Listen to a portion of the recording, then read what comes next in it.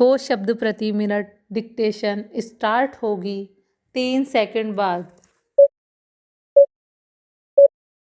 Start. महोदय, निस्संदेह ही आज भी हम भले ही कई मुश्किलों का सामना कर रहे हों, फिर भी हम 1991 के उन दिनों जैसी स्थिति में नहीं हैं।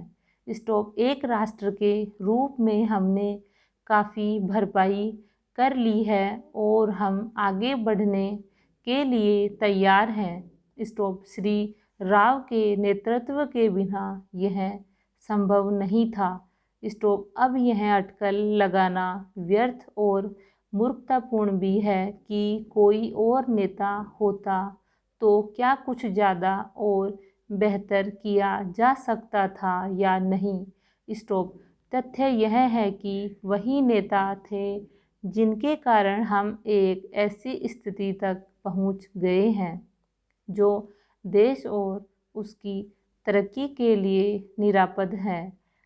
हम जिस अवधि से गुजरे हैं वह बहुत मुश्किल और हलचलपूर्ण थी। सोवियत संघ के पतन और विघटन से हमारी जो कुछ भी अंतर्राष्ट्रीय स्थिति थी उसका आधार ही खत्म हो गया। ऐसा लगता है कि हमारे देश में कुछ लोग इस घटना का पूरा मतलब नहीं समझ पाए हैं। बेशक यह कम्युनिस्टों और आधुनिक समाजवाद के अन्य समर्थकों के लिए बेहद चिंता का विषय था।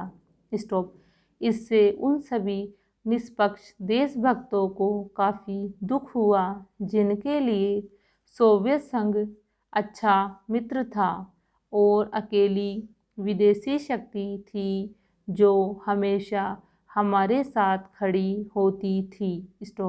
उससे हमें काफ़ी नैतिक और भौतिक समर्थन भी मिला था। हमारे देश में सोवियत संघ के तमाम मित्रों में भी सभी लोग यह नहीं समझ पा रहे हैं कि आर्थिक वैज्ञानिक और प्रौद्योगिकी के हिसाब से इसका क्या मतलब था और है। जब हमें सख्त ज़रूरत थी तो कोई ऐसा नहीं था जिसकी ओर हम देखते। घबराने और अपने देश को दिवालिया राष्ट्र घोषित करने के बजाय प्रधानमंत्री ने मुश्किलों का डटकर मुकाबला किया। हमें इस संकट से निकालने की व्यवस्था की और साहस के साथ देश को एक नए आर्थिक रास्ते पर अग्रसर किया। Para change. कांग्रेस ने अपने चुनाव घोषणा पत्र में इसकी मोटी रूपरेखा न बना ली होती तो बेशक यह संभव न हो पाता। इस घोषणा पत्र के मुख्य निर्माता स्वयं राजीव गांधी थे और इसे तैयार करने में श्री राव उनके मुख्य सहायक थे। देश को संकट से उबारने और नए आर्थिक रास्ते पर ले जाने में बेशक मनमोहन सिंह की देशभक्ति विद्वता और ख्याति महत्वपूर्ण कारण थे। नई आर्थिक नीति जनता के हित में नहीं है, इस काल्पनिक तथ्य को लेकर काफ़ी हंगामा मचाया जा रहा है। इसके उलट अगर उसे अपेक्षित ढंग से लागू नहीं किया जा रहा है तो इसकी वजह यह है कि जनता के नाम पर हर तरह की आंशिक और कारपोरेट मांगें पूरी की जा रही है। प्रधानमंत्री ने 2 महत्वपूर्ण तरीकों से नई आर्थिक नीतियां बनाने में अपना योगदान दिया है। सबसे पहले तो उन्होंने नई नीति लागू करने के लिए मध्यम मार्ग अपनाने पर जोर दिया है। नए आर्थिक कार्यक्रम को लागू करने में उन्होंने जो दूसरा महत्वपूर्ण योगदान किया है वह है इसके पक्ष में राष्ट्रीय सहमति बनाना। Stop para change. महोदय, हमारे देश में राजनीतिक विचारों में जितनी भिन्नता है उसके मद्देनज़र यह एक असाधारण बात है। स्टॉप। जबकि इनमें से ज़्यादातर लोग यही ठाने रहते हैं कि चाहे जो हो और जो भी मुद्दा हो उन्हें विरोध करना है। स्टॉप।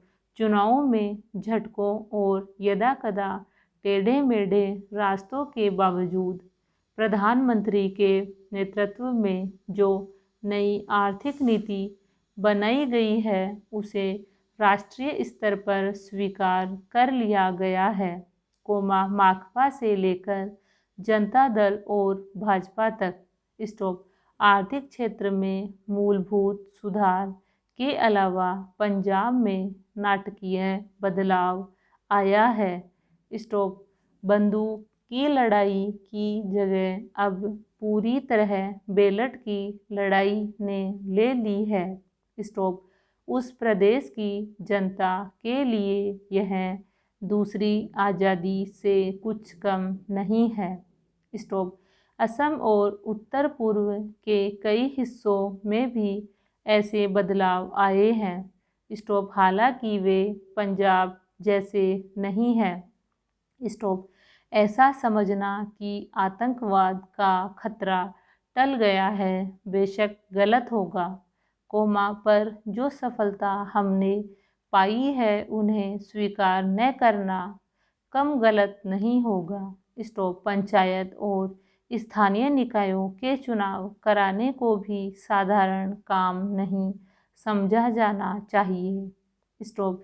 इस कदम से महात्मा गांधी के सपने और दिवंगत राजीव गांधी की लोकतंत्र के प्रति प्रतिबद्धता फलीभूत हुई है।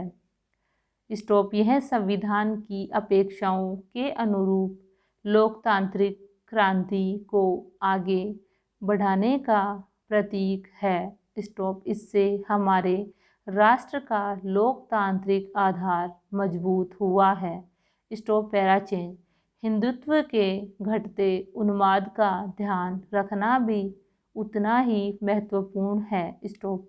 भाजपा और शिवसेना को चुनावी सफलता भले ही मिल गई हो पर राष्ट्रीय स्वयंसेवक संघ का नेतृत्व भी मानता है कि उसका मुख्य कारण कुछ राज्यों में भ्रष्टाचार, बढ़ती कीमतें, बेरोजगारी आदि जैसी सामान्य समस्याओं से निपटने में कांग्रेस सरकार की नाकामी थी, न कि सांप्रदायिक भावनाएं। स्टॉप।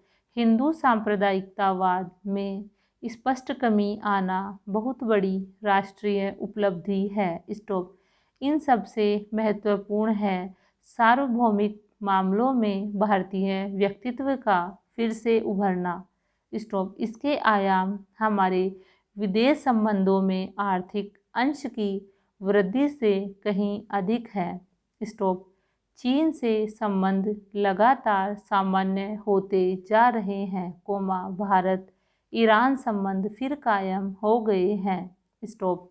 इसी तरह दक्षिणी अफ्रीका के साथ परस्पर लाभ के सहयोग की नई संभावनाएं बनी हैं। स्टॉप।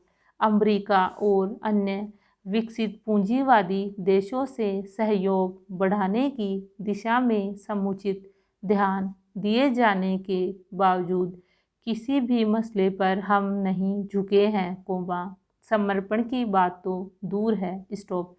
इसमें आर्थिक संबंधों के महत्वपूर्ण स्वरूपों के अलावा रक्षा का क्षेत्र भी शामिल है। स्टॉप। इसका सबसे ताज़ा उदाहरण है परमाणु अप्रसार संधि के मामले में हमारा अपनी नीति पर कायम रहना। स्टॉप। जबकि इसके लिए हम पर कई दिशाओं से भारी दबाव डाला गया। स्टॉप। गुटनिरपेक्ष आंदोलन को नई नीति देने के प्रयास भी चल रहे हैं। स्टॉप। इन सब उपलब्धियों को मिलाकर एक वाक्य यह है कि प्रधानमंत्री ने सबसे बड़ा काम यह किया कि हमारे देश में शासन पुनः स्थापित कर दिया और लोकतंत्र को सुदृढ़ बनाया। Full stop.